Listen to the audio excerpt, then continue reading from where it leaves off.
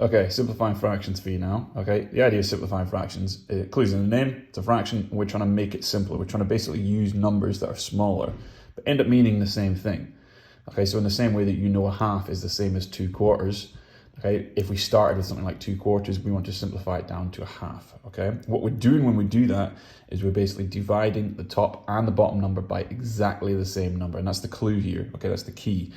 But what you've got to be good at here to be able to simplify fractions is basically your times tables, knowing your times tables inside out, because you need to look at these numbers, okay? And we're going to start with this first one, 6 and 8. You need to be able to look at these two numbers and you need to work out what they both divide by, and more importantly, the highest number that they both divide by. So if you remember back to the highest common factor, that's going to be important here. So you look at your number on the top and your number on the bottom, and what you want to find is the highest common factor. So if we look at the factors of 6, so the numbers that divide into 6 are 1, 2, 3, and 6.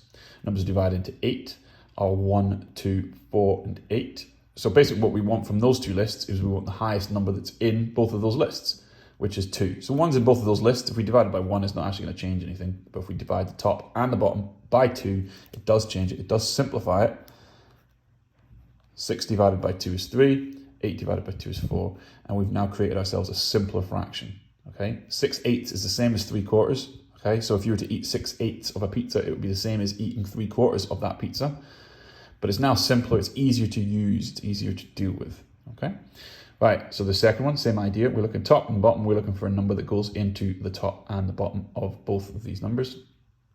Looking at little clues. So you know clues about the 9 times table, you know clues about the 2 times table, they're both even numbers. Okay, so you can be looking to see if they're both even. These are both even, so we know they both divide by 2. If they end in a 5 or a 0, we know they both divide by 5. Okay, so these straight away we know both divide by 5. There's 3 of them in 15, and there's 5 of them in 25.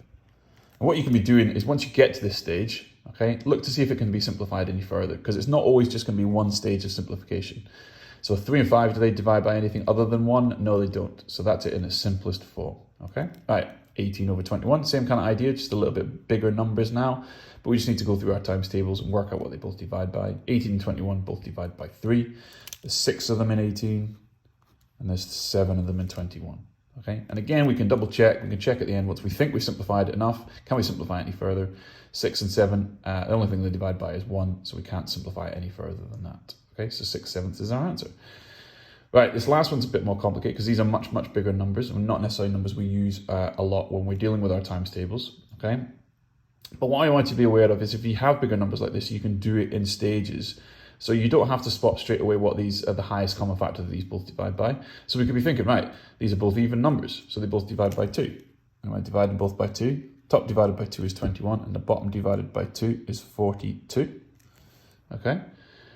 And then I'm checking, can I simplify that any further? They don't divide by 2 anymore, okay? But I can perhaps see that these both divide by 3, okay?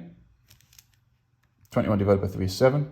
42 divided by 3 is 14, okay? And when it gets narrower and narrower, when it gets closer and closer, the numbers get smaller and smaller, I can start to see more of my times tables that I'm used to. 7 and 14, I can see are both in the 7 times table.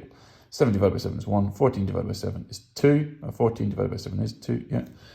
So it's a half. Right, I could have got there from the very, very start, but I'd have to know a bit about my 42 times table. 42 divided by 42 is 1, and 84 actually divides by 42 twice, okay?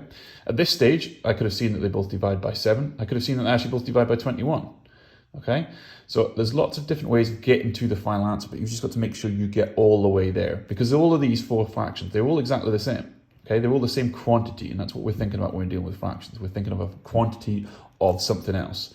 So 42 84ths of a pizza, of a bag of rice, whatever it is, okay, is exactly the same as a half of a bag of rice or a pizza, whatever it is. Same with 21 42ths, same with 7 14ths, same with a half. But obviously, and you can see hopefully from this one, that a half is going to be much easier to use, is much easier to deal with, and it's much more what we've been used to before in terms of fractions. So if we can get it down to as smaller numbers as possible, but by keeping the same quantity, then it's going to be easier for us to use further down the line.